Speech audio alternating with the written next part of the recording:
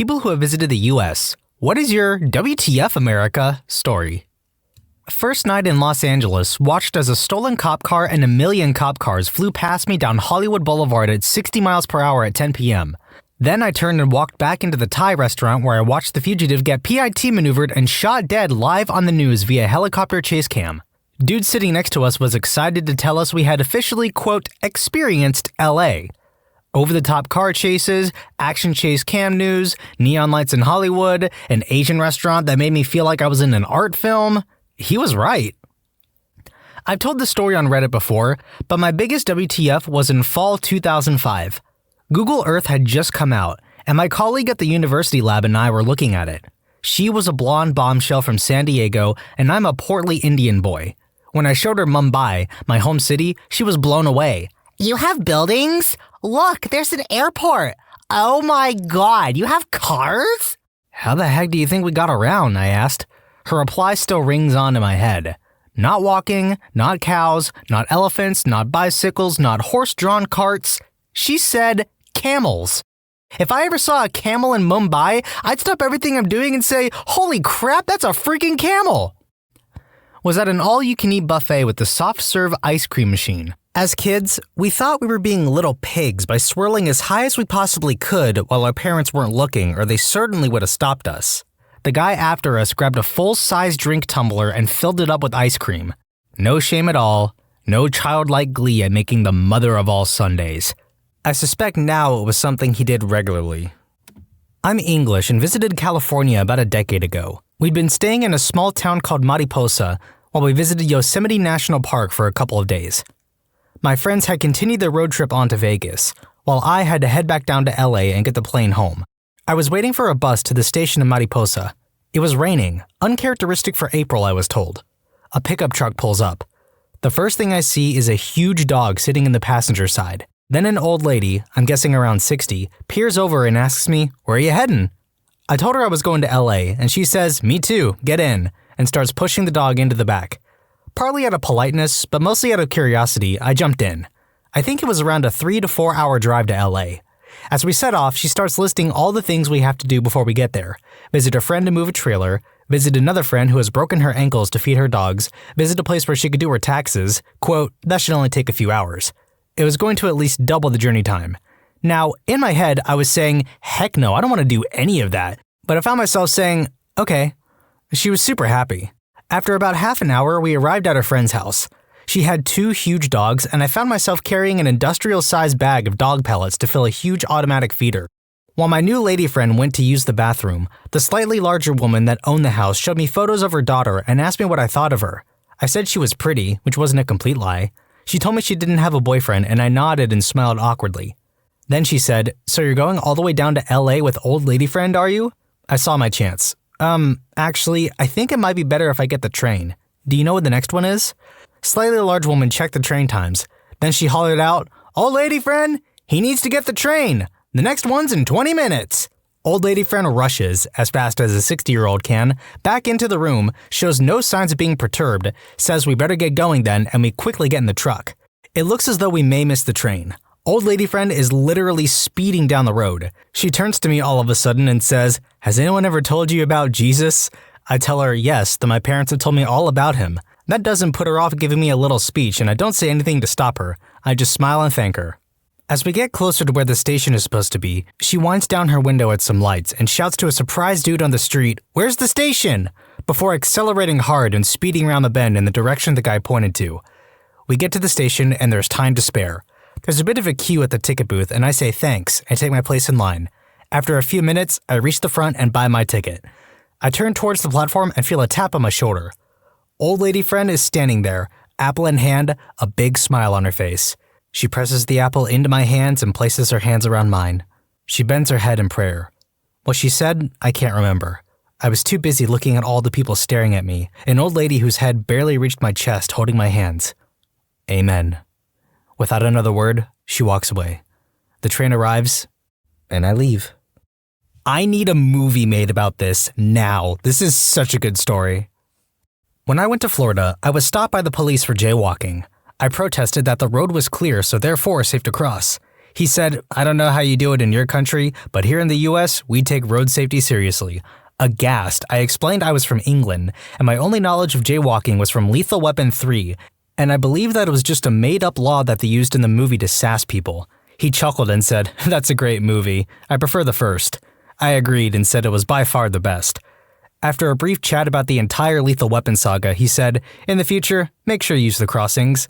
I agreed, but asked in a pretty decent South African accent, "What if I have diplomatic immunity?" He chuckled, nodded his head, and pointed to the crossing and said, "Cross there, enjoy your vacation." And off he went. It was the highlight of my holiday.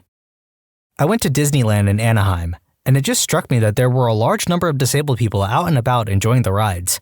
I'm from India, where there is no shortage of disabled people, but it was just the sheer number of disabled people that made me extremely happy that the park was accessible to everyone. "You done good, America," I said to myself as I ate some horrible, expensive fried thing. I later realized that most of those people were not disabled, but fat people on scooters who did not feel like walking. Where do I sign up? According to New Yorkers, my mother and I can't possibly be Portuguese. Apparently, we're Russian, other than incredibly nice and friendly. I loved it. Korean friend who just got off the plane in Atlanta. "So many big fat black women." Yes, he said it loudly and in public. But my favorite was a Japanese fellow who went to a buffet with a group of friends in Vegas. He sits down and his plate looks like a normal little meal. We all have heaps of crap all over ours, and his eyes bug out that we have so much food. I said he's really going to freak out when he realizes this is only our first plate. A couple. I went to university at Cal State Fresno. I was a country boy from Canada. When I was there, the entire downtown of Fresno was boarded up and you did not go there after dark. Actually, anytime. And a full-blown gun/gang fight outside of my apartment in Clovis, a suburb near the university. For a kid from small-town Canada, that was mind-blowing. When I first moved to America, one of the first things I saw after leaving JFK was a homeless man pleasuring himself outside of Union Station. It wouldn't have been that strange, except I had heard a lot of things about New York City from people who had been there, or knew someone who knew someone, etc., and I was worried what I was seeing was just going to be an everyday, everywhere thing all throughout the country. I saw 50 chicken nuggets for $5. There was a place called Norma's in Washington State, somewhere rural. Anyway, it was like a shrine to George Bush. The owner was a guy, and the back of the menu had his face with the quote, "Just call me Norma" on the back. Best burger I ever had, called the George W. Bush burger. Not my story, but my mom's. And instead of visiting, it was more like a people who have immigrated to the US, what is your WTF America story? So it's the early 1980s, and my mom's plane touches down in LAX from Tokyo. As she was collecting her luggage and waiting for her friend to pick her up, a Hare Krishna, which she had never seen before, came up to her and asks her, in English, if she could donate a few dollars. My mom, who only had a few yen and a poor grasp of English, tried to explain to the Hare Krishna that she couldn't understand him and that she had just arrived in the United States. The moment she started talking to him in Japanese, he just gave her some of the money he had and went on his merry way, leaving her at the luggage carousel confused as heck. I asked an old lady if it's true all Americans carry guns. She smiled and pulled a revolver out of her purse. She was a nice lady. I was 12 years old when I spent a month in Minnesota. I remember going WTF, or at least a French equivalent, when we went to Mall of America and I saw the freaking roller coaster inside of it. Edit. I'm not Canadian. I come from the old continent. Back home, we would say something like, putain. Yes, it means unfaithful woman, but I wasn't using curse words when I was 12, so I probably shouted, oh la vache, holy cow. Minnesota is awesome when you're 12. Now that I'm all grown up, I'd like to go to LA or New York City, but nothing beats fishing and horseback riding when you're a preteen. Canadian on tour in America, witnessed an enormous man at a Big Boy in Wisconsin pull out 5 jumbo freezer bags and fill them to the brim with sausages from the all-you-can-eat buffet. He hid every bag between the overhang of his belly and sweatpants, then filled a full plate of sausages and proceeded to sit calmly at his table and finish them. Canadian, was in a gas station waiting to pay before prepaid took over, and a couple of guys with handguns and holsters were in line in front of me, resting their hands on the guns. Not so much WTF, I knew to expect it, but it's a memory I think of often. Edit. I know nothing about guns or the proper terminology, but I have lots of questions about the exact posture in my inbox, so I'll try to clarify without angering more people. It wasn't a threatening, I'm about to draw my gun pose. It was more of a, This is just a comfy resting place for my hands pose. Like when you hook your thumb on your belt and let it hang there, except near your gun. Anyway, my original point wasn't that I thought they were going to draw. I was just shocked seeing a couple of guns like that. It had never happened before. Me paying at a gas station. Attendant hears I have an accent, smiles at me. You speak English so well. Thanks. Although I should do. I'm from England. Cue confused look. Wait, they... She trailed off. Speak English there? Her colleague stared at her in open-mouthed disbelief and then broke out laughing with the other customers. She looked mortified. To be fair, I felt terrible for her. She was only trying to be friendly to a foreigner. I'm from America, and I have a friend from Australia. It amazes him that there are so many flags everywhere. Apparently, that is a distinct USA thing. He'll make jokes about how we all forget where we are. Was in northern New York, near Buffalo, and a waitress overheard that I was headed back to the Pacific Ocean. She asked where I was going, and I said Vancouver. No, honey. Vancouver is in Canada, and that is on the Atlantic Ocean.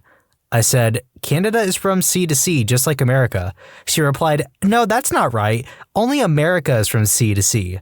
The combination of her being absolutely sure about something and her total ignorance was surprising enough, but the fact that she felt she could basically interrupt our conversation by telling me I am wrong about what ocean I live beside was weird.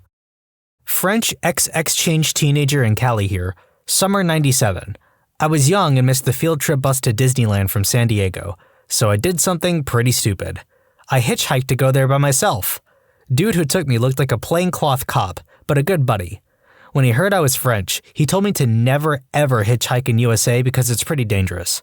Plus, people could assume I'm a serial killer. So I boasted, look at you, you don't think I'm a serial killer. I'm not that dangerous looking, or you're a careless. He told me to open the glove box in front of me. There was a supposedly loaded, freaking Desert Eagle inside. He dropped me at the bus station and insisted to give me $10 for a ticket. I had cash, and waited for me to go in the bus. TLDR, still don't know if plaincloth angel or Zodiac killer. Do you have cell phones in Norway? This was in 2012. Kids nowadays get an iPhone and or iPad before they're born. I'm Canadian, and I went down to the US to do a little shopping. I accidentally pulled out some Canadian bills, and the cashier asked why I kept Monopoly money in my wallet. Edit, a lot of people are saying it was just sarcasm. I don't think it was. The cashier looked around 16 years old. She had probably never seen Canadian money before. When I started awkwardly chuckling, she had a puzzled look on her face. But who knows? Maybe she was just really invested in a joke. After moving from Africa as a teen, I am repeatedly asked why I moved to Africa in the first place, to which I replied that I've always lived there. I am also asked, so why are you white? To which I reply, oh my god, Karen, you can't just ask people why they're white. However, when they reply with blank stares, I realize they aren't referencing Mean Girls. Some other questions. So, Africa is one country and all the borderlines are, like, states? Are there, buildings? You guys have memes over there, right? Are you Australian? Australian here. I went to Houston last year and spoke to a girl my age in the airport. We got chatting about uni/college. It was around July. And she asked me if I was on my summer vacation. I casually explained I was on my winter break. She was genuinely confused and did not understand how it was summer in the US but winter in Australia. I tried to explain, but eventually gave up. This next one has layers. I was complimented on my excellent English by a girl from Ohio. I'm Canadian. She thought we all spoke German. Canada, the country best known for speaking German. Not that there's already a country whose language is named after the country it originates from. When I started chatting to a cashier, she squealed and asked where I was from. I told her Australia, and she instantly dumbed down how she spoke. Do y'all speak English down there? I replied sporadically. She laughed and informed me that wasn't a word. When I went to the US the first time and ordered a meal from Burger King, ordering a large fry, Coke, and a Whopper, I was blown away by the size of it all. Each item was larger than the same item back home. I was already like WTF, but then the cashier said I could have a second Whopper for $1. Again, I was like, what the heck? Sign me up! Another time, while I was in Daytona, I went to a restaurant and the woman kept refilling my drink again and again. Being a bit shy, I didn't tell her to stop and expected a bill with $15 for sodas, but then I found out the refills were free. What the heck? Free refills? I'd only seen that at places like Subway, but so many restaurants in the US had free refills. I love the US for restaurants and food in general. The portions are massive and very reasonably priced. Went to Walmart. The fabled creatures there are just as the internet portrays them as. Nonetheless, still mind-blowing. With all the Australian replies in this thread, I can only imagine someone dressed like Steve Irwin running around a Walmart, squatting down in front of the average shopper and exclaiming, "Whoa, now there's a beauty! Overweightus americanus, known for their impulsive spending habits. These babies can grow up to 158 kilos!" How spread out everything is. Like, it's pretty much impossible for me to survive without a car, while everywhere I needed to go on a regular basis back in London was in a 10-minute biking distance. Also, the number of pickup trucks people own without needing. It has come to my attention that the city I live in, Jacksonville, Florida, is the widest city in the 48 contiguous states of the US, with a population of just under 1 million. That explains a lot. Not gonna lie, I personally hate needing a vehicle to navigate a city. Like, what's the point of having everything in one spot if you're just going to have to drive to it anyway? It defeats the purpose entirely. Any contractors or civil engineers willing to answer this question in the comments? Let me know. Not mine, but someone posted a while back about his British boss getting pulled over for speeding. As is the tradition in England, he got out of the car to meet the police officer, and it went about as well as you'd expect. Went to a club the other day and got frisked by a door guy wearing a bulletproof vest. That was interesting. Every single one of you jerks asked me where in England I was from. I'm from Australia! Pretty much as far away from England as you can get without leaving the planet! A universal WTF for both foreign and US citizens? The Golden Corral. Everything was submerged in liquid butter. The patrons were larger than some cars. I'd never been out of Australia before. In Australia, only farmers and cops have guns, and some criminals, I guess. So I had never seen a gun that wasn't in a cop's holster in my entire 30-year existence. We go to the US for our honeymoon and have the honor and privilege of visiting a Walmart. The guns are just on the shelf. You can touch them. A fellow Aussie friend who was with us at the time asked the cashier if she could hold one. He looked at her as if she had asked if it was okay to breathe the store's air. "Can I hold one? This big one?" she asked, incredulous. "Sure, if you want to," the guy said, confused and bored at the same time. She picked up this huge gun. Sorry, not a gun guy. Don't know what it was. It was about the size of a shotgun, but was bulkier, and was getting us to take photos of her with it. If I had a gun like that at home and walked outside my house with it, someone would drive past and see me in about 10 seconds. They would call the cops, which would take about 30 seconds. The police station is just up the road, so I estimate a cop car would arrive in about 3 minutes. And it would take about 10 seconds for a cop to ask me politely to jump in his car and come for a nice chat down to the police station. But it'll be fun for about 4 minutes. That thing is $10. That's good. I have a $10 note. I can buy that thing. Oh, wait. I went to Applebee's. Mistake number 1, I guess. I was then served by a nice young lady called Brittany who asked me with a serious face if we have trees in Scotland. I'm from the UK. Lived in the US for about 5 years now. Few things that annoy me. You want to get a loan for a new car? There's a fee for that, on top of the interest. You want to take money out of the ATM? There's a fee for that. You want to exchange some currency? There's a fee for that, on top of the exchange spread. A product has money off?